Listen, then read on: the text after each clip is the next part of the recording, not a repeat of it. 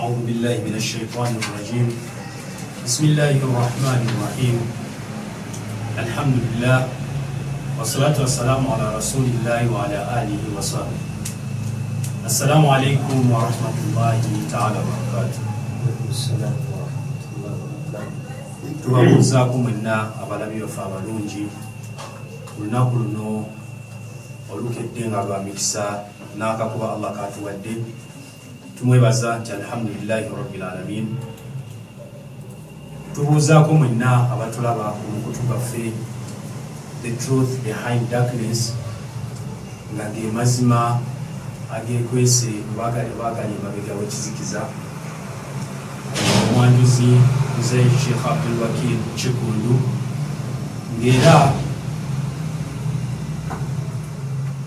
tubeebaza okubeera nga mutugoberera. Ngenda kubasaba obubaka buneeno oba live eno gisharinge ku mukutu, subscribinga, sharinga, likinga, beera ng'otambuza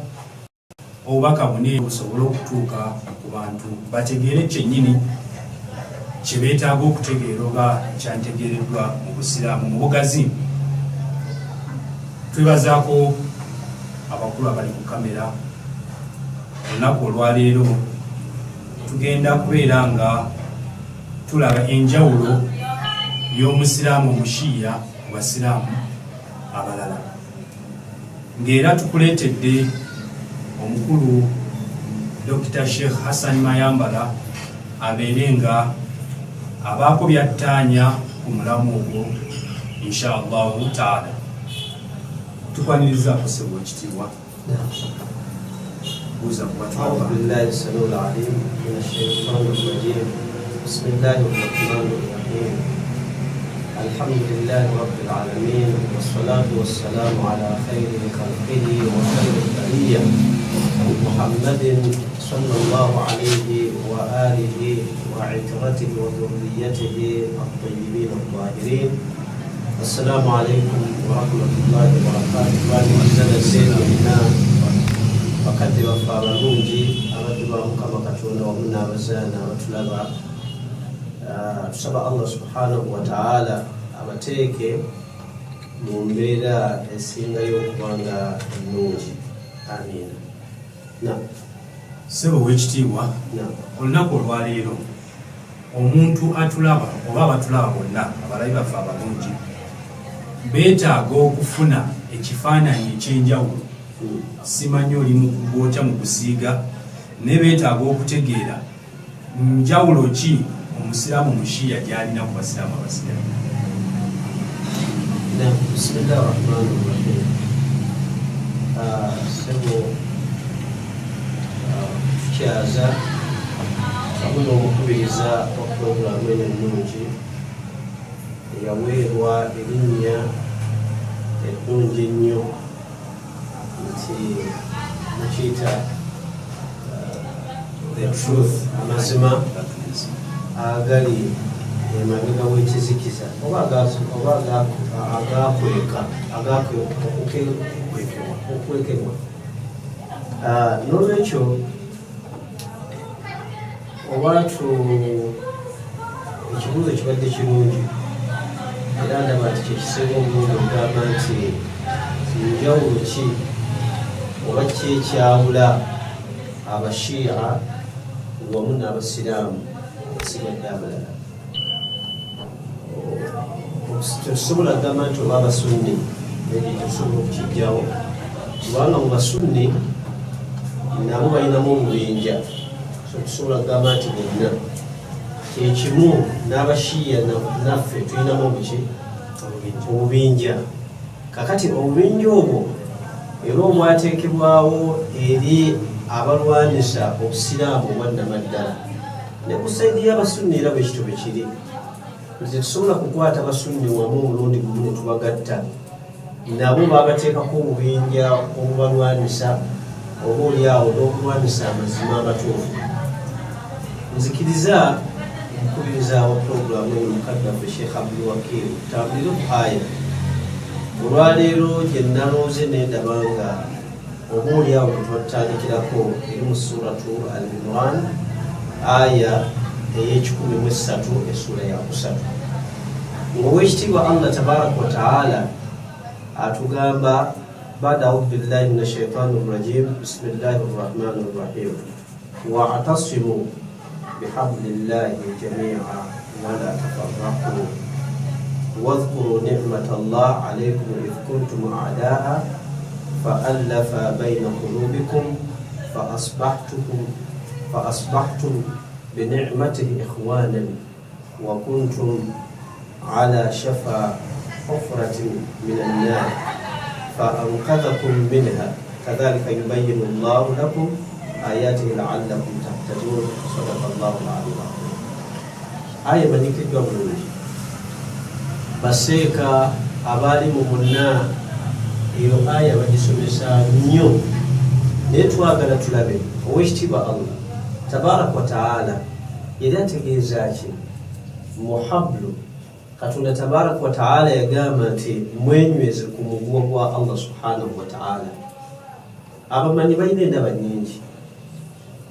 bw'ogenda mu kitabo kye bayita addurru almanthuru ekitabo ekyokubiri omumujalladi ogwokubiri peegi ya 6 bw'ogenda ekya Sheikh Jalaluddin Suyuti yagamba nti hablullah katonda yali ategeeza Qur'an gwe mugwa gwa Allah subhanahu wa ta'ala. waliwo ekitabo kye bayita akhbaru ar-ridha kitabo kyabamanyi abagoberezi bannabi Muhammad n'ennyumba ya Nabi Muhammad abayitibwa ba Ahlul Bayt salamullahi alayhim ajma'in. mu kitabo kyabwe bo bakkiriziganya ebintu bisatu olw'okusinziira ku bigambo bya Mukama waffe Nabi Muhammad sallallahu alayhi wa alihi wasallam. ne bagamba nti hablullah omugwa gwa Allah ekisookera ddala ye Qur'ani ngera bakimanyikiddwa mu hadithi thaqalain eri mu bitabo by'obusiraamu. abasiraamu bonna abamanyikiddwa abamanyi bonna ab'obusiraamu eri ku saidi y'aba Ahlul Bayt ne ku saidi y'aba Ahli Sunna wal Jamaa. n'olwekyo bamanyi nti Qur'ani gwe mugwa gwa Allah. thaniyan bwe tudde ne waffe tugamba nti wa Ahlul Bayt nga ne ba Ahli Sunna bennyini bakakasa nga bwe tujja okulaba mu maaso awo tulabe mu bitabo nga ba Imaamu Tabari nga bakakasa bulungi nti ekituufu hablullah era bi a'imma ba Ahlul Bayt salamullahi alayhi wa alayhim ajma'in olw'okusinziira nti Qur'an eno yennyini etambula ne ba Ahlul Bayt inni taarikum fiikum athaqalain kitaaba Allah wa itrati ahli bayti. kitegeeza nti Qur'an bwe guba nga bwe mugwa gwa Allah subhanahu wa ta'ala bwe tugamba nti tuba twekwatako kitegeeza nti ate Qur'an etambula n'ennyumba ya Nabi Muhammad sallallahu alayhi wa alihi wasallam. kakati ekyo omuteko gwakubiri abamanyi abalala ne bagamba nti omuteko ogwokusatu then ne hablu nnas olw'okusinziira aya za Qur'an zetujja okulaba mu maaso awo nti bo bamanyi tugamba ebintu bisatu Qur'an ey'ekitiibwa ba Ahlul Bayt salamullahi alayhim ajma'in then n'omuguwa gw'abantu olw'okusinziira aya wetujja okubitunuulira. so n'olwekyo Allah subhanahu wa ta'ala yagamba nti mwekwate ku muguwa gwa Allah amakulu eddiini ye Qur'ani ye ba Ahlul Bayt ennyumba ya Nabi Muhammad sallallahu alayhi wa alihi wasallam nga bwe yatugambibwa mu bitabo by'obusiraamu ne mu aya Qur'an then n'abantu tujja kubiraba mu maaso eyo. Allah subhanahu wa ta'ala n'agamba nti era mujjukire ekyengera nga aya bwe zitambula bwe zigenda mu maaso. naye si kye tubadde twagalawo kyembadde njagalamu nti hablullah katonda yagamba nti mwawukananga mwekwate ku muguwa gwa Allah subhanahu wa ta'ala jalla jalaaluhu. eyo aya ng'ewedde aya gye mbagambye ey'okubiri era eri mu suratu Ali Imran aya ey'ekumi n'ebbiri. katonda yagamba nti duribat alayhim adh-dhilla aynama thuqifu illa bihabli min Allah. katonda yagamba bateekebwako obuswavu. Omuntu yenna yawukana ku mugwa gwa Allah amakulu ogw'okwegatta okuba obumu. Buli woolaba community oba enzikiriza yonna nga tebali bumu, ekiddako Allah aba agenda kubaswaza, agenda kubakkakkanya. Era nga boolaba abasiraamu banyoomoofu mu nsi yonna. Ekyokulabirako mumukiraba kati olwaliro ekiri mu nsi z'Abawarabu oba ensi z'Abasiraamu. Kubanga ndabagamba wano bwe twali ne mbaga nti mwawule ensi z'Obusiraamu n'ez'Abasiraamu. Ensi y'Abasiraamu oba Islamic country eyinza okuba ndooza Iran gye naakawulirako mu nsi, n'ezisinga obungi ziri mu countries. Waliwo enjawulo wakati wa Islamic country ne Muslim country. Muyinza okuba nga Abasiraamu bandi mu nsi naye nga tebatambulira ku Busiraamu, ezo zensi z'Abasiraamu. Naye ensi y'Obusiraamu ng'olabyeko Islamic kitegeeza byonna mubeeramu Abasiraamu ate nga batambulira ku Busiraamu. Yeyo Islamic Republic of Iran yensi gye tumanyi ng'ey'Abasiraamu era nga y'Abasiraamu. Naye zisigadde bakolanga bwe baagala. Era alhamdulillah nti luno olutalo olw'e Palestine ne Gaza Palestine lubikkudde obwongo bw'abantu ne balaba Qur'ani Allah subhanahu wa ta'ala bye yayogera bye yawa Nabi Muhammad sallallahu alaihi wa alihi wasallam emyaka 447 lwaliro olungi emaseera bidde omwaka twayingidde 47. Nolwekyo ebyo Allah tabaraka wa ta'ala yagamba nti dhuribat alaihim dhilla aynama thuqifu. Jukira Allah aya esoose waggulu kubanga eno aya eri mu ssuula y'emu gye twasoose nayo. Katonda yagamba nti mwekwate ku muguwa gwa Allah, amakulu temwawukana, mwekwate ku Qur'an ne ba Ahlul Bayt n'abantu. Abantu abo be bamanyi mino beekwatako. Singa munayawukana, Allah tabaraka wa ta'ala yagamba nti mujja kuteekebwako obuswavu mubeere nga muli kisekererwa mu nsi yonna. Buli omu agamba nti Abawarabu, anti ab'amajubba, ng'ejjubba zaasigala busigazi nga byambalo nti omuntu asobola n'ogitwala mu kiraabu n'aziniramu. Lwaki? Kubanga abantu baali bamanyi nti ekyambalo ekyo ky'abantu abafaanaganako bwe batyo. N'olwekyo Allah tabaraka wa ta'ala yagamba nti ma thuqifu, nja bateekako obunyoomoofu munyoomebwe mu nsi yonna, nga buli we musangibwa nga buli omu agamba nti be Abasiraamu bwe batyo bankwe, Abasiraamu ba fitina, Abasiraamu be basinga okuwemula. Nabadde ndaba waliwo vidiyo tuteroziraba ndowooza era zabadde zemwakola wano wiiki ewedde olwokutaano olwagwa, naye ng'olaba abantu bavuma. Simanyi lwaki Abasiraamu mwezi okukola research nga be bakyasinza okuvuma mu nsi yonna. Eno Qur'ani yagamba okubakolako, ne swala ze basala tezibakolako. Kubanga Qur'ani be beegamba nti inna salata tanha, ndowooza eri mu suratul Ankabut aya. Katonda yagamba nti inna salata tanha anil fahshai wal munkar. Esswala eno gwe gy'osaala, esswala ettaano z'osaala tova mu muzikiti, byonna obulombolombo bw'esswala obutuukiriza, era nga bulaba simanya nasu ku naswi n'otateekawo namwagaanya shaitaani okubeera nga ekola ki ebyo mugamba istawu. Akale ate shaitaani evaawo ebyo oluvannyuma lw'esswala ate wabweru n'otandika okuwemula. Otunulira ku social media ng'abantu abakyasinza okuwemula be Basiraamu bavuma ne bavuma omuntu abaliko n'omuntu atabaliiko. Omusiraamu yenna atulaba oba oli eyongwa ovuma banalabye ebintu ku social media ate nga bali ku bantu nabo abaseeka nabo abasiseeka. Tokkirizibwa kuvuma kitonde kya Allah subhanahu wa ta'ala. Oli yavumye n'agamba nti oli ng'embizzi, olw'okuba nti ono kyayogedde tekituula mu magezi g'oli, oba gwe tokitegedde oba okyabulayo ebbanga okukitegeera. Nolwekyo kati bw'obanga oli eyo ng'osaala naye ng'esswala tesobola kujjamu bintu bya buwemu na mpisa mbi, kubanga aya ya Qur'ani Allah batu bagamba nti lwaki nabawa esswala tanha, ebaziyize okuwemula kuno n'okuvaamu ebigambo ebikyafu then n'empisa enkyafu. Ate abo Abasiraamu abasinga okuvuma, kubanga nze kyenjogera nkimanyi, wegenda olabe ku mikutu nga bataddeko pastor ba reverend, teri bagoberezi baabwe kabe ng'ayogedde ekigambo ekyesisittaza eri eddiini yaabwe, abantu abo bayinza obutamuwemula okuggyako abasiraamu bokka be basinga okuwemula mu nsi muno. N'olwekyo bawa ekifaananyi nti Nabi Muhammad ono yabatuma bavumisa Nabi Muhammad. Era eri aya olugwe tuba tuvunula sebo Sheikh Abdul Wakil waliwo mu suratul Fath baseeka abamu bamanyi okuteeka ku nabbi ne bamukonjera, si bonna naye abamu oba olw'entegeera eri awo ne bagamba nti nabbi asobya, Nabi Muhammad yasobya. Mu suratul Fath Allah tabaraka wa taala aya gyagamba nti aya egamba etya bismillahi rahmani rahim liyaghfira laka Allah ma taqaddama min dhanbika, Katonda ajja kukusonyiwa amadhambi gwewasooka okukola naago agalisembayo.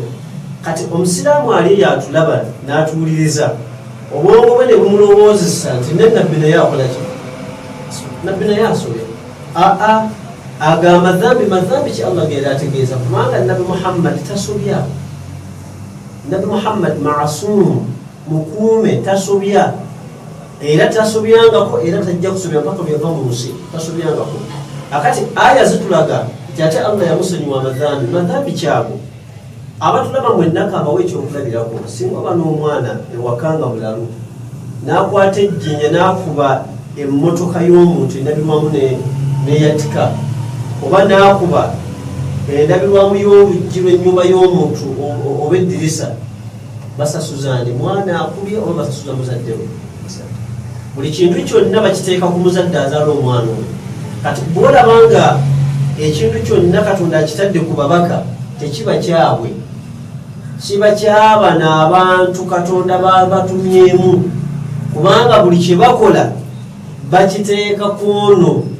Ekintu buli kyamwe mwennyini mutugamba abaali mu bamaseeka nti singa oleka omwana omwononefu n'ofa, amakulu buli mwana ekyonono kyakola kuno ku nsi muzadde we yakola ki? Yagabanako eri mu kabbuli. Kati Nabi Muhammad sallallahu alaihi wa alihi wasallama nti lwaki Katonda agamba nti amusonyiwa amadhambi yagakola? Nedda. Amadhambi Katonda gategeeza mu Qur'ani si ga nabbi ng'omuntu teyagakola. Ye yennyini baba bategeeza byonoono bya umma ye bye tukola, buli fujjo lye tukola baliteeka ku ye. Buli kintu kyonna kye tukola okuwemula, kubanga abasiraamu mbagala nti be basinga okuwemula. Genda ku social media olabe envuma gye bavuma n'okwomula kwe bavuma. Nze kugambe nyinako ensumi kumakya Sheikh era yalina wano Profesa Adam, naye ng'ole olwokuba tategeeraganye naye yawandise naga nti akasajja kano kalinga embizzi. Ekyo kyokka kisobola okukubonerezesa n'abazzukulu mpaka yaumul qiyama, n'olowooza nti waliwo ayakuloga ne mugenda mu masabo nga mulowooza nti waliwo akuloga, naye nga wafulumya kigambo kimu kuvuma kitonde kya Allah subhanahu wa ta'ala. Kati ebyo abasiraamu Katonda bye yali abeewasa n'agamba nti eno hablu mwekwate ku muguwa gwange wa'tasimu. Insha Allah bwe tuba tufunye obudde tugenda kwogera ekigambo i'tisam bihi, twogere ekigambo i'tisam kitegeeza ki, era kitegeezaamu ku mukuume. Omusiraamu olina okubanga oli muyonjo kwegamba obutavumisa Nabi Muhammad sallallahu alaihi wa alihi wasallama. Bagambe nti abasiraamu ba Muhammad tebavaamu bigambo bikyafu, si bawemuzi. N'olwekyo Allah yagamba nti dhuribat alaihim dhilla, bwe munaawemula ne mwewemula ne muva ku mpisa za Nabbi sallallahu alaihi wa alihi wasallama, wanga Nabbi yajja kubatukuza. Huwa alladhi ba'atha fil ummiyina rasulan minhum yatlu alaihim ayatihi wa yuzakkihim. Yasooka kujja kubatukuza, kubajja mu ennimi ezazitereze nga muwemula nnyo, musaagirira ebigambo by'ekiwemu, mwewemula, mwevuma, mulwanagana. Ebintu ebyo bikyabalemeddemu abasiraamu, mukyali mu jahiliya. Kakati gwe bwobanga owemula, esswalayo kitegeeza eba cancelled, era babuuza lumu nabbi sallallahu alaihi wa alihi wasallam ne babuuza nti ya rasulallah tunategerera ku ki nti swala zaffe Allah azikkiriza n'abagamba nti aya ya Qur'an temugisoma ekyo tekyetaagisa kugenda kutawaanya mwalimu tuseeka ategerera ku ki nti eswala etuuse eswala yo okutuukaayo naawe kennyini osobola okwebala kubanga ayo ogimanyi bulungi nti inna salata mazima eswala eno gy'osaala tanha eziiza ekugaana ani lfahsha walmunkar ekuziiza okuwemula n'empisa embi ebigambo ebitali birungi naye ate mwe abasaala mwe musinga okuwemula mwe ababeera mu madarasa mwe musinga okuwemula abasiraamu abalina amannya g'abasiraamu mwe musinga okuwemula kubanga atali musiraamu akuwumulira kinga nebyoyogera tebimukwatako si bya ddiini ye kitegeeza mwe musinga okuwemula tolaba nabbi sallallahu alaihi wa alihi wasallam yagamba nti silahu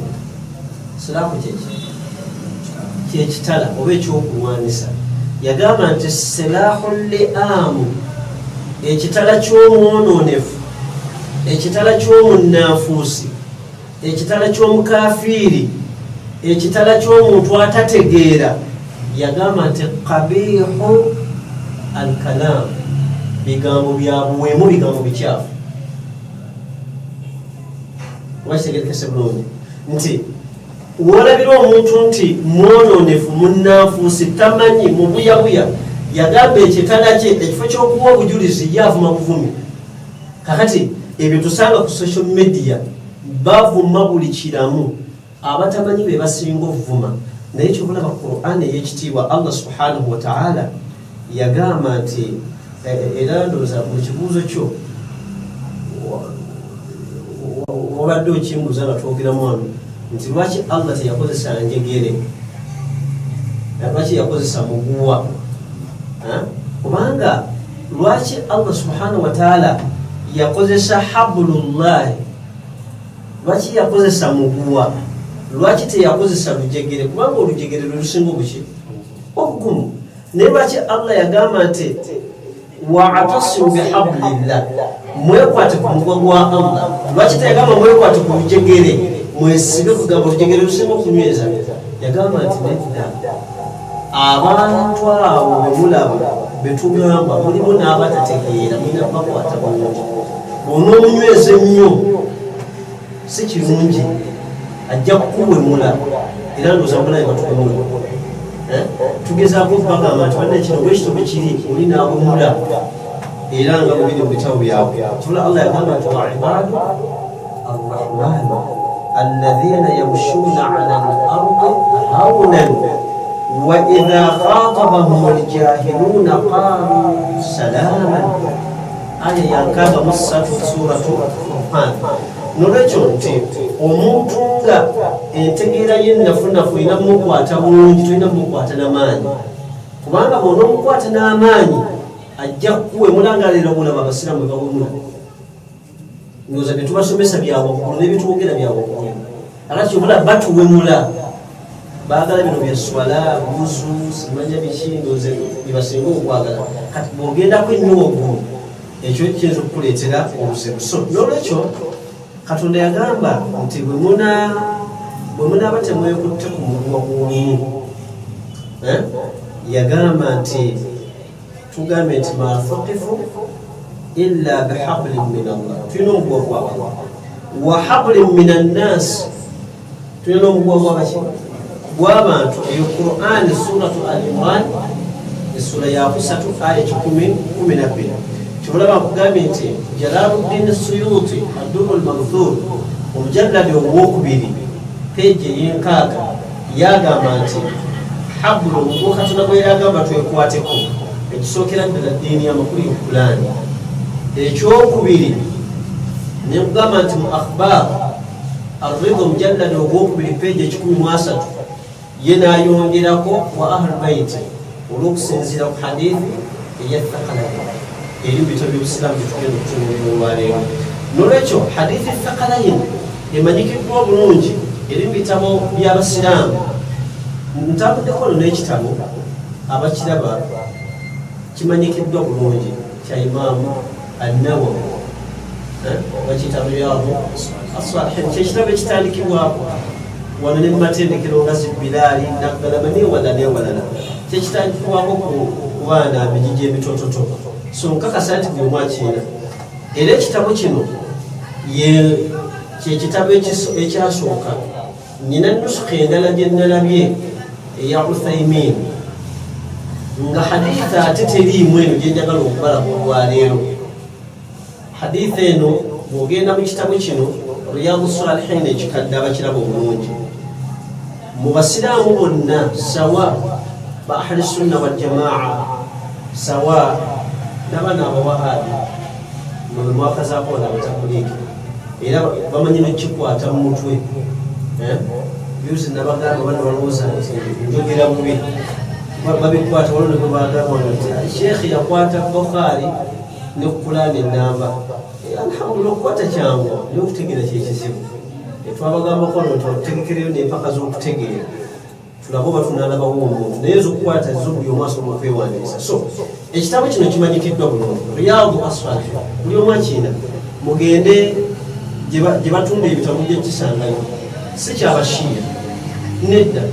ekitabo kino basiraamu bonna bakikkiriza ku peegi ekitabo kino ekikadde mbagambe nti waliwo n'enkuba empya eya Uthaymin haditha eno bwe nabadde ntunulira ekitabo kya Uthaymin teriimu yagijjeemu ensonga ngenda jjogera lwaki bagijjamu abawahabi kubanga abawahabi oba mwebemwe abeeyita abasalafu mwabakazaako kyabatabuliiki nti mukama waabwe oba bakama baabwe okutandikira ddala ku Sheikh Ibn Taymiya Muhammad bin Abdul Wahhab n'abalala bonna tebaagalangako Muhammad n'ennyumba ya Muhammad ebyo mbyogera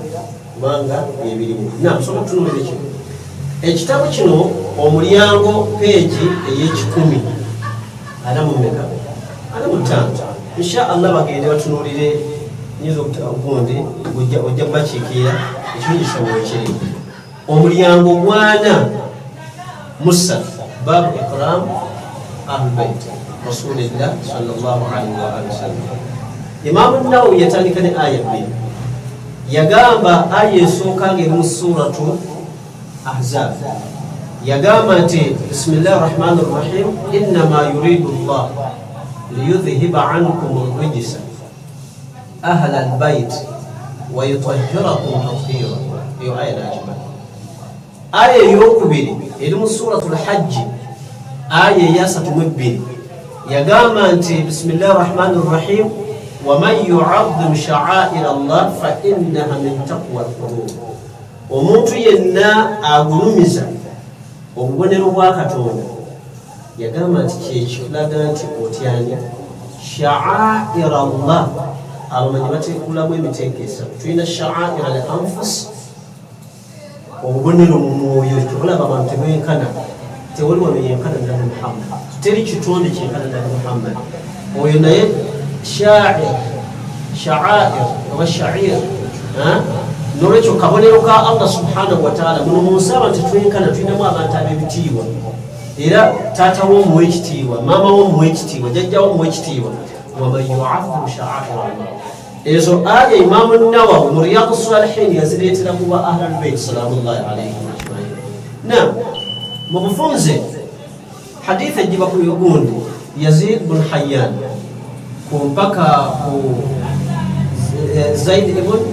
Arqam radiyallahu tabaraka wa ta'ala anhu sagala kusoma bigambo n'obudde naye hadithi ene etugamba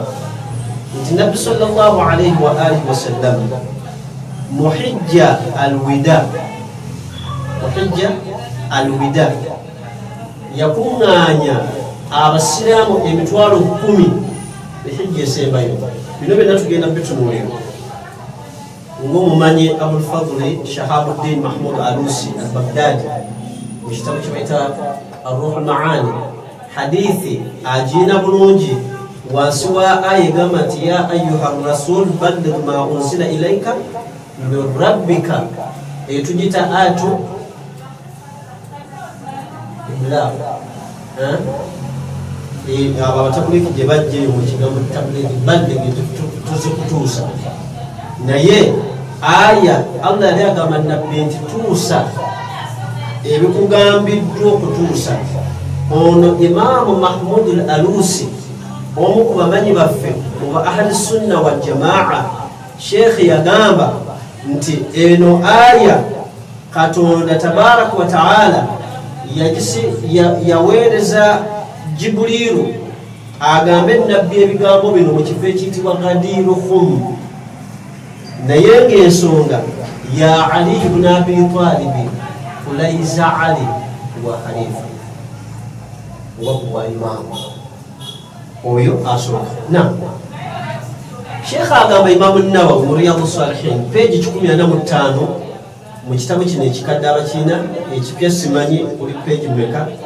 naye kyenjagala mu ki agamba nti nabbi yayimirira qaama Rasulullah sallallahu alayhi wa alihi wasallam yawman fiina khatiban, nabbi twamuterawo ekituuti nga kinene okugambe nti gyali emitwalo 10 egy'abasiraamu mu hijja yasembayo, nabbi ng'asiibula abasiraamu yayogera ebigambo bingi, yasoma khutuba ebigambo ebyali ebindi bisobola kuddamu,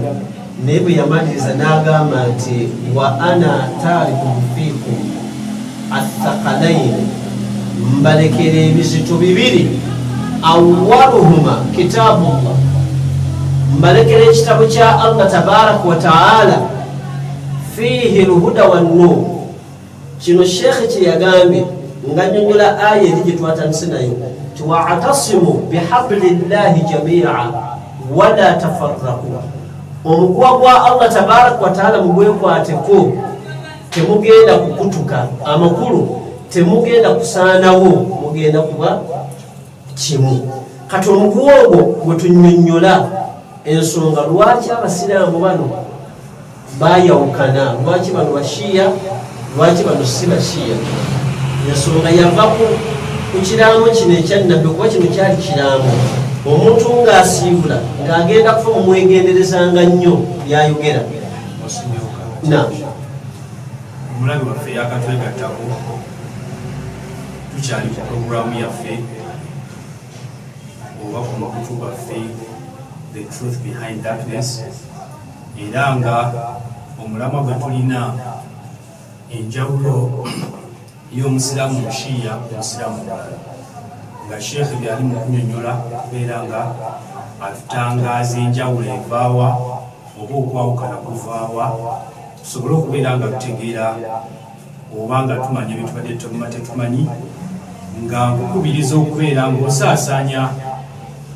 obubaka buno eno, subscribinga ku mukutu gwaffe, ulayikinge ate era kusharinge, tusobole okubeera nga oba oliawo kinagasa abantu bangi abanoonya okumanya. Tujjukire omubaka yatukubiriza okunoonya okumanya okuva mu kibaya oba okuva ku ngozi mpaka omwana ndaani. Kitegeeza okumanya tekuggwaayo, okukubiriza okubeera nga owaayo obudde otegeere kyoba totegedde emikutu, era osobola okusindika message n'owandiika ekibuuzo kyo tujja kuba nga tukisoma, tubeere nga oddibwamu kyonna kyoba totegedde, oba ogende weebuuze byonna gy'osobola okugenda ne weebuuza, inshallah taala kisebe kugenda maaso. N'olwekyo abasiraamu bwe bava ku kiraamo kya nabbi sallallahu alayhi wa alihi wasallam nga batulungidde aya nti Katonda yagamba nti wa'tasimu bihablillah, abanga mwekwate ku muguwa wa Allah subhanahu wa ta'ala, ng'abamanyi bonna obusunni oba mu bashiya n'abatali abashiya, buli omu alina endaba hablullah ne bagamba nti al-Qur'an. Era nga hadithi begamba mu kitabu kino kyetuli mu kusoma olwaleero mu Riyadus Salihin ekya Imaamu Nawawi, nga agamba nti awwaluhuma kitaabullah, abasiraamu mu gimu ku mikuwa gya Allah subhanahu wa ta'ala kyekitabo kya Qur'ani temukivangako, n'agamba nti fiihi lhuda wannuur, okulungama kwonna kwe mugamba nti muli balungamu kubanga wano waliwo akabinja aketeekako obulungamu wadde kalimba bo beetukuza buli ssaawa ffe batukuvu naye yagamba nti wannuuru tujja kutotole bagobera qur'ani oba nedda nagamba nti fakhudhu bikitabillah wastamsiku bihi naye bwe yamaliriza ekitabo kya Allah subhanahu wa ta'ala yagamba nti wa ahlu baiti ebintu ebyo bitambula bibiri nga bwolaba nti omuntu tasobola kutambula nga talina mutwe eddiini ya katonda ebigitambuza ebibiri amakulu Qur'ani wa ahlu baiti omuyanyumiza Sheikh yali asomesa okwalira ku muzikiti nga yali asomesa Riyadu Salihin nga buli lunaku asomesa hadithi buli lunaku nga yakifuula nti nkola ye naye mbu kyatuuka ekiseera bwe yatuuka ku mulyango guno ogwogera ku nnyumba ya Muhammad sallallahu alaihi wa alihi wasallam empapula zino yazigatta bwati n'agenda ewalala abaabazeeko ekitabo omu ku bagoberezi be oba abayizi be abaali bamusomako bwe yamaliriza n'amugamba nti sheekh ekitabo kimazeeko nti naye waliwo wotaatusomesa nti ate wa n'amugamba nti waliwo peegi 145 baabu ikramu albayt awo nga tuwatusomesaawo n'agamba ndoza empapula zeekwata simanyi oba neerabirawo ntya naye nga yakikola kagendeere baani bano abatayagala kwogera kubanga bw'otunula ebitabo bya Ibn Taymiyyah era kyekimuli Muhammad ibn Abdul Wahhab nga ensonga yonna bw'ebanga eyogera ku Ali nga baleese ebigambo bikwata ku Ali Ibn Taymiyyah abiganda lwaki Ibn Taymiyyah aganda ku bigambo ebikwata ku ba Ahlul Bayt genda mutunuulire mu bitabo bya Ibn Taymiyyah tujja bisoma wano insha Allah ne Muhammad ibn Abdul Wahhab buli ekikwata ku Ali n'abaana be Ibn Taymiyyah n'abagoberezi be n'abayizi be bakinafuya nnyo tebagala nakyogerako era kyekimu nti n'abagoberezi baabwe ababagoberera era nabo tebabaagala be basinga okuba ababi eri abo abawahabi oba abagoberezi abagoberera Ibn Taymiyyah n'olwekyo nabbi yagamba nti wa ahlu baiti udhakkirukumullah fi ahlu baiti yakiddamu emirundi 3 kakati ono sheekhi kyagambye nti hablullah biri ebintu bibiri oba bisatu ba ahlu baiti bagamba bisatu Jalaluddin Suyuti mu Durru al-Manthur mujallad ogwokubiri peegi tugambe yankaaga ngera mutunulire wansi wa aya wa'tasim bihablillah yagamba nti Qur'an naye ate hadithi egambe ya nabbi nti mwina kwekwata ku bino nabbi yagamba nti Qur'an ne ahlul baiti ne bamubuuza nti wamalu ahlu baitihi ya Zaidu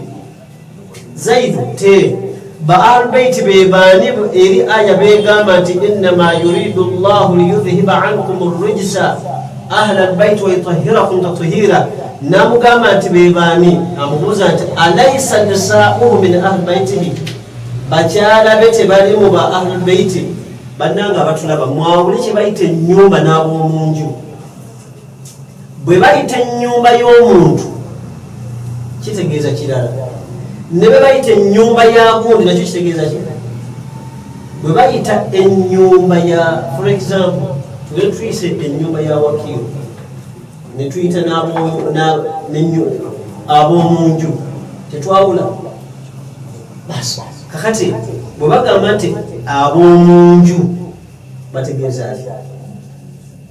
n'ennyumba ennyumba bategeeza musaayi naye ab'omunyumba namusigala omutwalo oba kitegeekese bulungi kakati ono kye yali abuuza bano baali bakyala bannabbi ate tuwuliddemu ennyumba omanye ekizibu ky'abasiraamu ne basheekha abatusomesa nabagamba nti ekizibu kyabwe definition y'ebigambo kati olw'okuba katonda yeewola ebigambo mwabaleete ku kyayagala mutegeere ne mubifuula bino ebyammwe ebya bulijjo kuba katonda amanyi okwewola ebigambo mu bimukozesa naye ng'alina kyakwagalamu akusika akutuse ku kyayagala kati ebyo bitegeera olina kujja mu bakugu bakubulire nti ono yali ategeeza ki bamubuuza nti alaisa nisaauhu era kikubaganya nnyo bamaseeka ate mulaba omwana watte asomye yagenda ebweru n'alinnya ennyonyi nayambala ejjubba empya n'akola ki najja nagaa nti wallahi abasajja bakafiiri baalbeiti bakyala bana baalbeiti yino hadithi eri mu bitabo by'abasiraamu riyadu assalihin ngenda nakulaga ono abijjawa eno hadithi ya thaqalain ne bamugamba qala muddamu amugamba nti nisaauhum min ahli baiti kituufu kyogamba bakazi be banyumba bamuki bamunju naye si banyumba ye nagamba nti walakin abamanye empalabu mumanye ekigambo muli bwakozesa walakin awaba agenda kukola ki kwawula nagamba nti ahlu baiti bategeeza wano bategeeza banju kati ennyumba ya muhammadi man hurima sadaqa awe baganibwa okulya saddaaka ba'dahu tebalyangako saddaaka era n'oluvannyuma tebalikola ki era abuuza nti wamanhum ya zaid bebaani qaala amugamba nti hum bebano alu aliyu ali n'abaana kino kitabu riyadu salihin alu ali wa alu aqili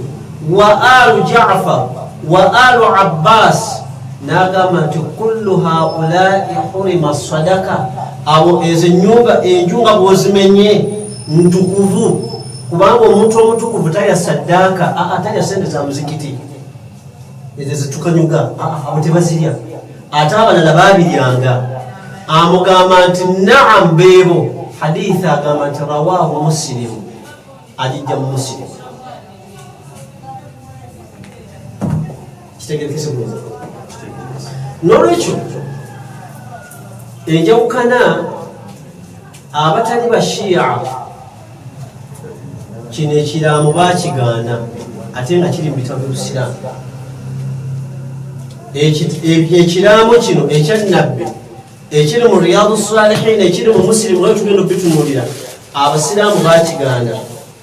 abasiraamu abayitibwa abashiya abagoberera abantu bano nga bwe baboogedde nga nabbe be yatulekera bo bakkiriza kakasa n'omusomesa ayaliwo wano wiiki ewedde yakyogera n'agamba nti abashiya abayitibwa abashiya be bateeka mu nkola ekiraamu kya nabbi muhammadi kino ekiri mu bitabo by'obusiraamu nkuwaddeko ekitabo kino ekyangu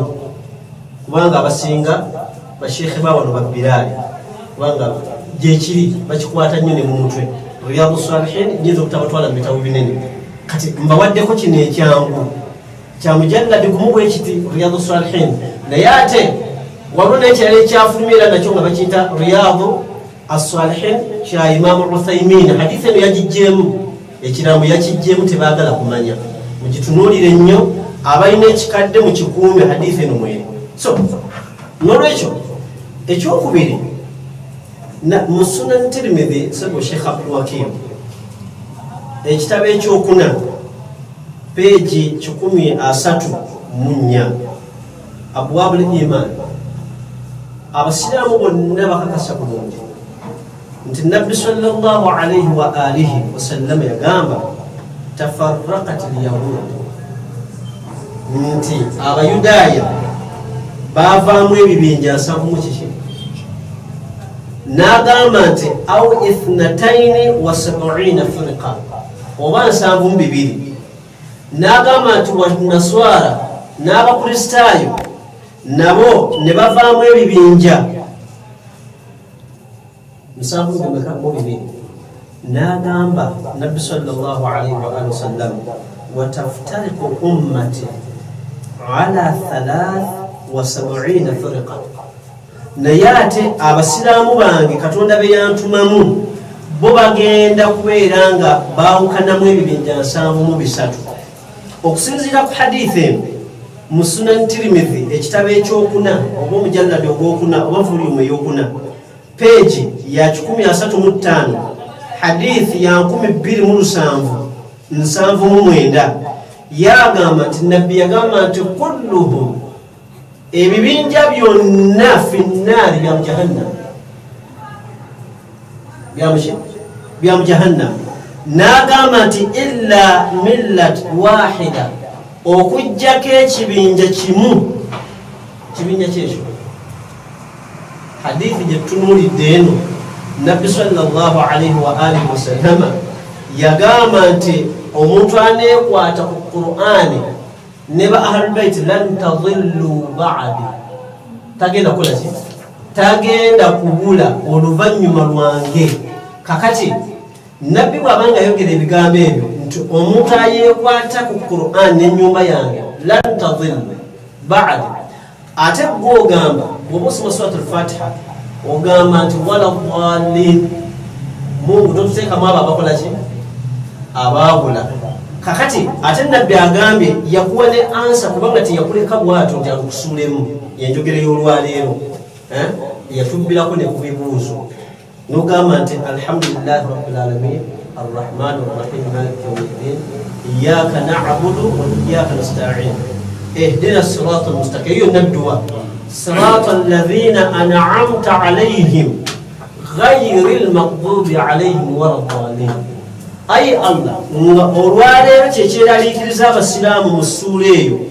abange tuli kububuze twaluŋŋama nabbi teyatubbira ku bibuuzo yababbira ebibuuzo nga toyagala kubeeramu abo abaabula wala dhalin ansi egyemu erimu eyo hadithi eyathakalaini hadithi athakalaini eri mu bitabo by'obusiraamu yagamba nti intamassaktum bihima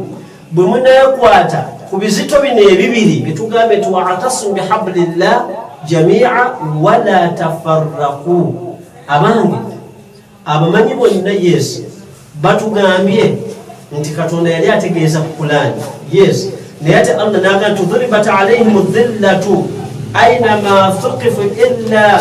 bihablin min allah wa hablin min annas yeri itirati kitegeeza omugwe tegulina kuba gumu ani agenda okutegeeza ebigambo bino ebya allah subhanahu wa ta'ala katonda tabaraka wa ta'ala yagamba nti wa hablin min annas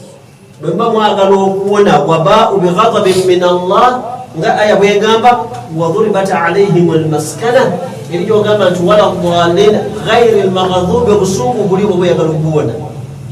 busungu bwa allah ghairi almaghdubi alaihim wala dhalin ate allah akugambe mu quran musata al-imran aya 12 yagamba nti dhuribat alaihim dhilla aynama thuqifu illa bihablin min allah ya Quran hablullah mamdud nga hadithi begamba nga hadithi gambe nti kitabullah wa huwa hablullah kitabu cha Allah wa hablullah nabi sallallahu alayhi wa alihi wasallam nagama jaa qur'ani wa ahlul baiti then Allah nakugamba nti wa hablun minan nas bi wa ahlul bait salamullahi alayhim ajma'in so nolecho kakati ogamba nti ebibinja 73 ekibinja kimu kigenda mu jahannam ekibuuzo ani agenda mu jahannam ani yabula mushiya oba atali mushiya oyo mushiya bwabanga atadde ekiraamo kino mu nkola ekyannabbi ngera Qur'ani bwerambika nti bwegomuguwa gwa Allah subhanahu wa ta'ala kyeyali ategeeza nolwekyo mu bitabo byonna byetunuulidde nga hadithi tumaze okugiraba Sahih Tirmidhi agiina mujallad ogwokutaano Durrul Manthur agiina Sheikh Jalaluddin Suyuti الصواعق المحرقة ابن حجر أين حديث أيو أسد الغابة أجينا للتفسير ابن كثير أجينا حديث إني تارك فيكم الثقلين إن تمسكتم بهما لن تضلوا بعدي نبي يغامبا كسامونه kwatakubine bibiri Qur'ani na nyumba yange albayti yagamba temugenda kubula ebibuzo yabibabbira no bibabbira nteri aya josoma mu suratul Fatiha ayi Allah tuwonye obusungu bwo era tuwonye okuzikirira kakati nga twagala okubona obusungu bwa Allah n'okubona okubula tulina kwekwata ku bisiko bimeka yeyo hablullah Katonda gye yali ategeeza ebintu ebyo ebibiri bwatu na ate gye basoma nti wasunnati khulafaa rashidin simanyi gye babijjaza kubanga nabbi sallallahu alaihi wa sallam yagamba nti kasita mulaba ebigambo basoda zita hadisi za nabbi nedda yagamba kasita muliraba ebigambo nga babiyogezaamu babyogeza nabbi babinteekako naye nga tebikwatagana na Qur'ani yagamba mukube ku kisenge hadithi lumaji sawa bashia sawa n'abatali bashia ate nabbi n'agamba nti ate na buli alintemerera n'ampayiriza yagamba nti ategeke akatebe ke mu jahannamu gweyogenda ku mimbari wano tandika okutemerera n'okulimba n'okuwayiriza leka bakuwe laikisi bakusuute simanya gweseka waawano tugambwako gwekola byokola akatebe ko kali mu jahannamu kabengerera ajja kasanayo nga kamaze okumyoka kati ebyo bogeza nabbi sallallahu alaihi wa alihi wasallam so nabbi sallallahu alaihi wa alihi wasallam bwatu hadithi gye yagamba nti mbalekera ebintu bibiri kitabo kya Allah ne ba ahlul baiti salamullahi alaihim ajma'in na nolwekyo nabbi oyo kyekimu kye yagamba hadithi ennungi yagamba nti ba ahlul baiti bano fala tuqaddimuhuma ebisito bino ebibiri Qur'an naki ne ahlul baiti bayogedde wano hadisi gye tunuulidde wano mu Riyadu Salihin eri Muslim n'ebirala yagamba nti fala tuqaddimuhuma fatahliku temugezangako ne mukulembera ebintu ebyo bibiri teyagamba khulafa urashidun okenaba khulafa urashidun era stili oyina okubazeera ku bano 12 yali ategeeza so sigwenga kutegeera yagamba temugezangako ne mukulembera ebizito ebyo ebibiri bwe n'ogamba nti kakati ngenda kugobera Qur'an ne Ibn Taymiyyah ekyo nja kyogera sarahatan nti abatabuliki mwebimuyita abatabuliki naye ng'erinnya lyabwe ekituufu bawahabi manyi bakyusa kisolo kyesamanya kati mpera bayita aqidatul awwala simanyi lwaki bakyusakyusa amanya nange sinaba kutegeera ekyabasalafu ekya aqidatu awwala nisimanya bikibira naye mukale bwe mwagazaako abatabuliki wano mu Uganda waneesi endala bo baga bagobera Qur'an ne Ibn Taymiyyah era mubawulirize nnyo mu mizikiti gyabwe ne mu nsomesa zaabwe kizibu nnyo omutabuliika okukozesa Qur'ani n'ebigambo bya Nabbi buli kimu Sheikh gundi yagamba seeka be bannabbi baabwe Ibn Taymiyyah yagamba Uthaymin yagamba Qur'ani eri aya egamba nti Qur'ani egenda kujja egambe Allah nti ayi Allah eropefu abasiraamu baali bategeeza Sheikh Qur'ani buli kintu kyonna mwekiri baali bategeeza kwagera muwere ensomesa zaabwe gundi yagamba Qur'ani mugijjamu bujja rukuya na aya za sadaka buli kintu kyonna mwekiri mu Qur'ani buli kyoyagala kyonna nabbi agenda okubagamba nti inni tarikum fikum thaqalain mbalekera bino ebibiri ekyo kirambo kya nabbi ng'agenda kufa yali abasiibula abasiraamu ekifo ekyo kiri wakati wa Makka ne Madiina mu mbuulizi abatwala abantu e Makka nti ekifo ekyo baali bakibalaze era bwe baba bakibalaze bababulire nabbi biki byayogererawo wabula ogenda nti ate twaba tutte wano simanga nedda waliwo ebintu ebikulu mu busiraamu nga mulina obiraga abantu obusiraamu bw'olimu nakuno okutabuka kw'olimu era ekimwewaza okukugamba ebyali awo kubanga ekifo ekyo gadirukumu kiri wakati wa Makka ne Madiina nabbi we yayimirira ku luzzi n'asoma kutuba eyo akati kyemuba mulaba nti baseeka bammwe abatwala ne Makka lwaki tebasobola kubagamba kubanga bamanyi nti awo abasiraamu we bajeemera ekirambo kya nabbi waabwe ze zino enjawukana zetulimu nze n'onvuma n'ompemula n'owemula era kati bagenda kuwemula. Qur'ani byagaana kubanga kyekitala ky'abatamanyi silahu al-li'amu qabihul kalam byebigambo byabwe. Omuntu atamanyi yenna bw'ate entegeera ye nga ntonotono ayina kuwemula ate sikiri ekiduyiddu ekikumukola kikakkane ayina kuwemula nakuvuma nessola yebeera nfu kuba awo tetuuka. So nolwekyo nabbi yagamba nti fala tuqaddimuhuma fatuhliku wala tuqassiru anhuma fatuhliku wala tuallimuhum fa innahum a'lam minkum. Nabbi sallallahu alayhi wa alihi wasallam hadithi al-mu'jam al-kabir imam al-Tabarani ejuzu ya kutanu page 1066 ne majma' az-zawaid haythami buli omwe amanyi bulungi ekitabo kya mwenda page 1063 ne durrul manthur omujalladi ogwokubiri oba ekitabo ekyokubiri page ya 6 abo bonna baleeta hadithi eyo. Nabbi yagamba temwetumiikiriza ne mukulembera ebintu ebyo ebibiri Qur'ani n'ennyumba ba Ahlul Bayt era temwetumiikiriza wala tuqassiru ate temuba distance eri ebintu ebimeka noga nti nze wallahi tunyumiza Ali nga Ibn Taymiya waali Uthaymin Jawzi Qayyim waali manyanya bangi gebogera mu maseeka kakati ebintu byeboogera si bya nabbi bakadde bange abatulaba oba mutuvuma nga bwenkola yamu oba mutuwemula amazima ge mazima. Omutabuliiki omuwahabi lyerinnya lyettuufu kubanga ensomesa ye agijja ku Sheikh Muhammad ibn Abdul Wahhab tasomesa Qur'ani na hadithi za Nabi Muhammad wabula byayogera byonna n'okukafuwaza kwakafuwaza n'okuwemula kwawemula n'okuvuma kwavuma byonna abijja eri mu bitabo by'abamaseeka be. Bwe ajja kubuulire nti Allah bw'ati bwe yayogera ku bashiya ajja kireete wano tulina aya 12 mu Qur'ani. Omulembe gwe tegukyalimbaga n'amasimu gakozese genda otayipinga ekigambo salaf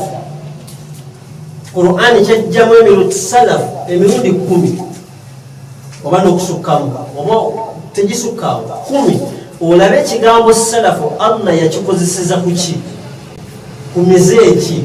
yakikozesa naluli nakyogera yakikozesa mu makubo malungi oba mabi. Era nnoonyereza ekigambo shia kyajja mu Qur'ani emirundi emeka ebiri oba esatu ngera Allah akikozeseza kubaki kati waliwo ne gwe tunalabe tayawula kigambo shia ne shia nenguseeka era kubanga ekigambo shia kyawukana ne shia buli bubinja obwetemamu ono n'ekigambo shia wa inna min shiatihi la Ibrahim hadha min shiatihi musatul qasas. Nolwekyo bwe muba temunnaba kwogera mutuule ku bakulu bajje bababuulire ebintu bino, mutuule musooke munoonye definition y'ekintu nga temunnaba kulawula. Nolwekyo bw'atyo Mu'jam al-Kabir Imam Tabarani omujalladi ogwokutaano oba ekitabo ekyokutaano peegi 1066 nabbi bw'atyo bwe yagamba nti ebintu bino ebibiri ku Qur'ani temubyawukanangako ne mubeera distance. N'agamba ekyokubiri ow'ekitiibwa sallallahu alayhi wa alihi wasallama n'agamba nti wala tuallimuhum gwe tosobola kusomesa Ahlul Bayti nedda ffe abashiya ba 12 twagambe nti si buli mushiya wena kuba tulimu ebibinja bingi ne ba ahli sunna waliwo ebibinja bingi. So tugambe nti tetusobola kugamba nti omushiya n'omusunni ani yawula. Ekigambo ekyo kiyinza obutajja bulungi. Lwaki? Kubanga abashiya nabo balinamu obubinja bungi. Waliwo obubinja bwe babateekako obutali butuufu. Olwo n'akabinja kati kendalabye nga katandise okwagala erinnya ly'abali abantu abalungi ffe basunni kati nga eri badduseyo kubanga eri kye babadde beeyita bakoleddeyo ebikolobero kati babategedde kati baagala kudduka erinnya baagala dyeyambula ate beeyita eno mu linnya eddungi.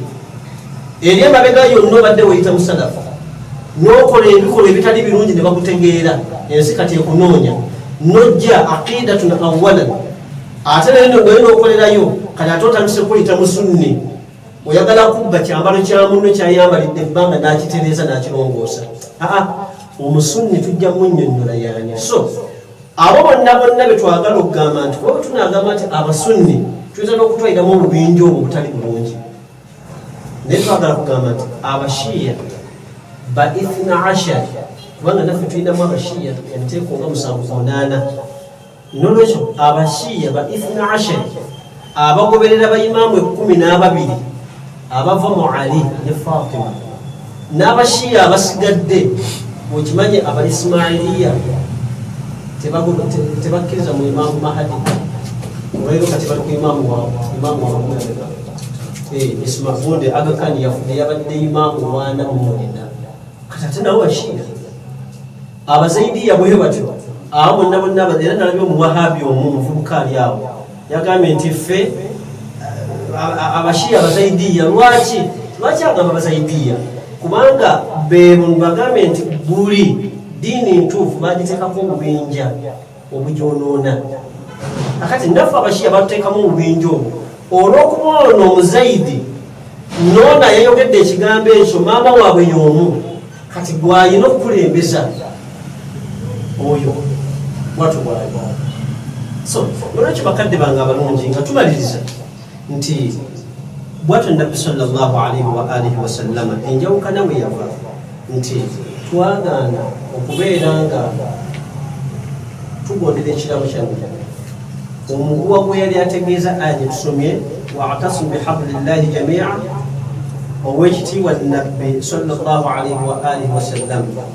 yagamba nze nahnu hablullah okusinzira aya zetutunuulidde ne Ali ibn Abi Talib yagamba nti nahnu hablullah kubanga aya tuzitunuulidde bulungi Imaamu Sadiq alaihi salatu wassalam yagamba nti nahnu hablullah alladhi qala wa'tasimu bihablillah lwaki baimaamu bagamba nti nahnu hablullah ffe mukuwa gwa Allah mulina kwekwata ku ffe lwaki hadithi thaqalain inni tarikum fikum thaqalain awwaluhuma kitabullah fihi alhuda wan nur gwobulunga mugwonoonya buli mu Qur'an yokka n'agamba nedda wa ahlu baiti n'ennyumba yange akati kitegeeza hablullah ye Qur'ani ne ba ahlul bayt salamullahi alayhim wa alayhim ajma'in sebo ngamaliriza nabadde ntunuulira era nabbi Muhammad sallallahu alayhi wa alihi wasallam mbadde hadisi gye nasomye oba gye nabagambye nti ejjibwa ku Sheikh Mahmoud al-Alusi mu Ruhul Maani wansi wa aya ya ayuha rasul balligh ma unzila ilayka min rabbik nga aya bwegenda Alusi agamba nti eyo aya yakkibwamu Ali ibn Abi Talib yeno hadithi nga Allah subhanahu wa ta'ala alagidde nabbi nti layisa Ali bonna ba ahli sunna ekibinja kino ekisooka oba abatali basiraamu amanya abatali bashiya abatali bashiya eno hadithi bagikkiriza nono si mushiya naye agamba nti kituufu eyo aya Katonda tabaraka wa ta'ala yali alagira nabbi alayiza Ali ku bukulembeze ogamba nti oyo ya Ali ye khalifa addako era nabbi Alusi agamba nti nabbi yakwata omukono gwa Ali mukadiru khum nga aya yesse n'agamba nti Allahumma ay Allah subhanahu wa ta'ala ono Ali khalifati wa waziri n'agamba nti man kuntu mawlahu fahadha aliyun mawlahu nolwekyo hadithi eyo eri mu Ruhul Maani ekitabo kya 4 peegi 282 bakikubira mu Beirut ekitabo ekyo naye bwe nabadde ntunuulira nga bwe nakugambye nti abalabe ba Ahlul Bayt bakyaliwo mpaka nakati nabadde ntunuulira mu kitabo kya Sheikh Ibn Taymiyyah yagamba bwe yasoma hadithi eyo mu kitabo kye kibayita minhaji sunnatu annabawiya. Musonyiwe nze bino bwe mbiraba buli omu wadde okwogera kyayagala bwe nali nkitunuulira nga ndabamu ebintu bya Ibn Taymiyyah byonna baagala kuzza nkola ya Banu Umayya gye bali mu kuzza bano abatabuliiki. Bwe mugende musome history kuno omulembesi gwa kulimba, mulina amasimu, mulina data,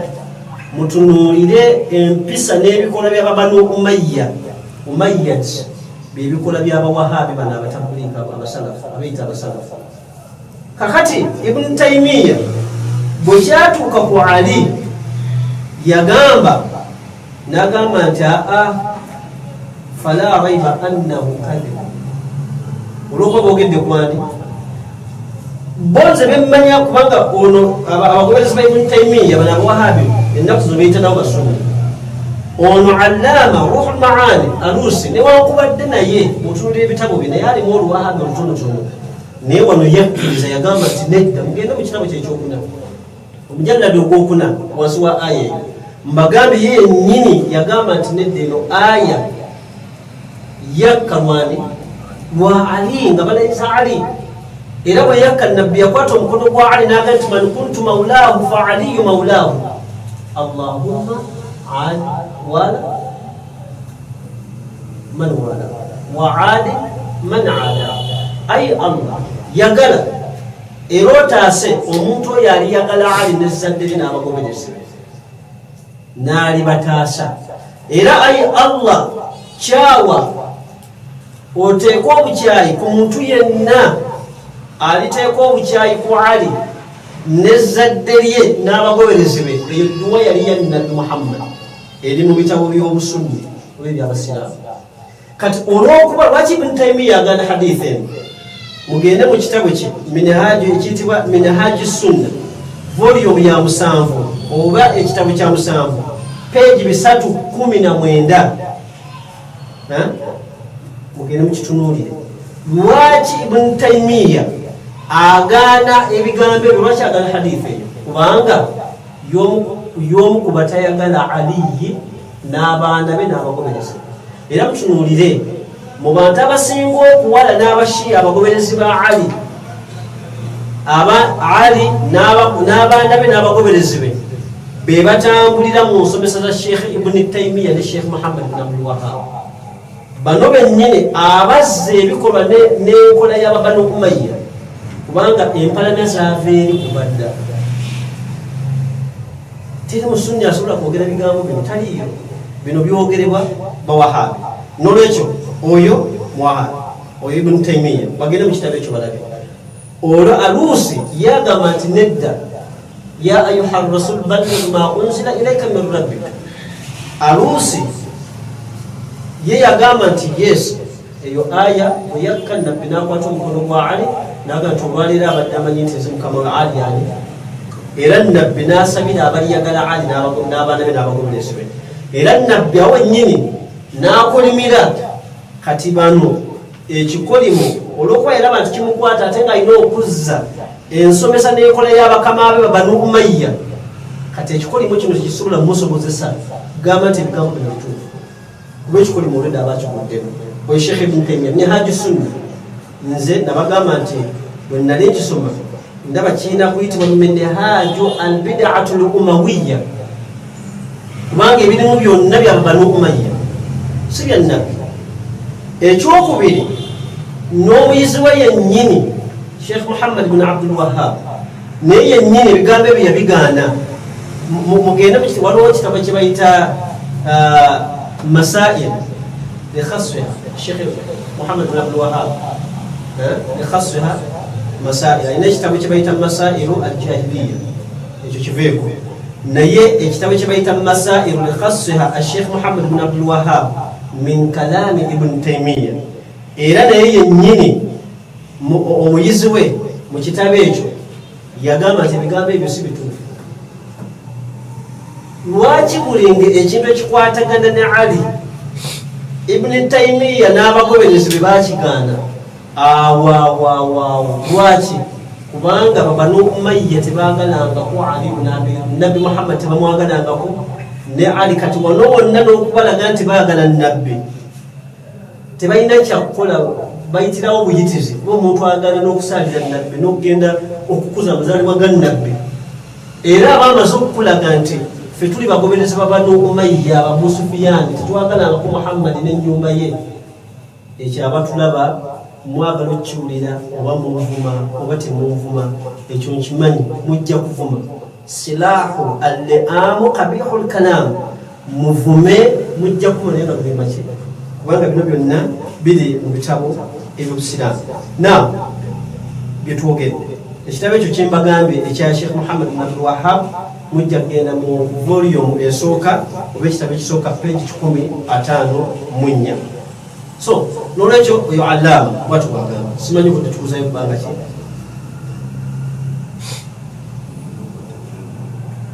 na noza tumumbewumbe so bakadde bafe abalungi tutegedde nti enjawukana awo ezaava ate nga Allah subhanahu wa ta'ala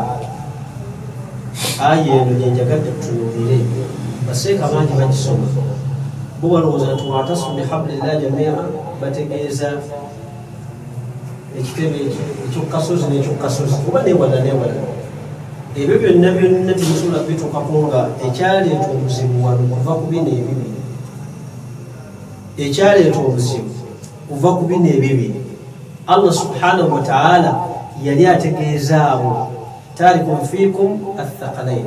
bwe twava ku kiraamo ne tuva ku kiraamo kya Mukama waffe Nabi Muhammad ne tugaana nga maliza na kino nsomya amadiini nensoma n'obuwangwa n'ennono sirabangako madiini gonna gakuba bituli mu bintu byabwe kabe bano ab'ekinnansi abasamize nga bantu bafaananako nga basiraamu kubanga bali balina ebyabwe netosobola wulira nti ekyo kifu bino bisanga musiraamu ono bwayogera nga hadisi nfu eyo aya gitegedde bubi bino hadisi nfu kati obusiraamu abasiraamu balina ekizibu kinene ekyo bajja kubeera bwe bato era nga bwe basomedde aya Qur'an bajja kubeera bwe bato mpaka yaumul qiyama bwe banaabanga tebeekubye mu mutima mbagaye tuduribat alaihim dhilla aynama thuqifu illa bihablin min Allah wa hablin min annas okujjako nga mumaze okudda ku miguwa gwa Mungu bwe yabagamba gwakulaniye then ne ba ahlul bayt salamullahi alaihim ajmain yogedde ku miguwa nina kasinema ke nali ndaba manyi abantu bangi balaba firimu simanyi kyabanoonya naye nze nga nze mulimu ebyokuyiga nga bali bayitira mu nsozi waggulu eyo naye nga beesibye emiguwa omuguwa guli gumu naye nga bagenda bagusaba ku myoyo nti ono newaseerera n'agwayo eno takkirira olw'ensonga ali ku muguwa bani bamusika nebakola kino ne bamuzza nze nga nze kyenfunye nti omuguwa guno eno oba oliawo nti okuseera kusobola okubaawo naye ekikulu kyakubeera nti obanga gwoli olina okukola ki oyambibwa mu ngeri emu oba endala nonna kyeŋŋamba nti okumanya tekuggwayo ate ekikulaga obuyivu bwo kwe kubeera nti onoonya okumanya ne woba olina kyomanya so yenna alina ekibuuzo oba ayagala okwanukula ebigambo bya sheekhe oyanirizibwa akaseera konna mu mbeera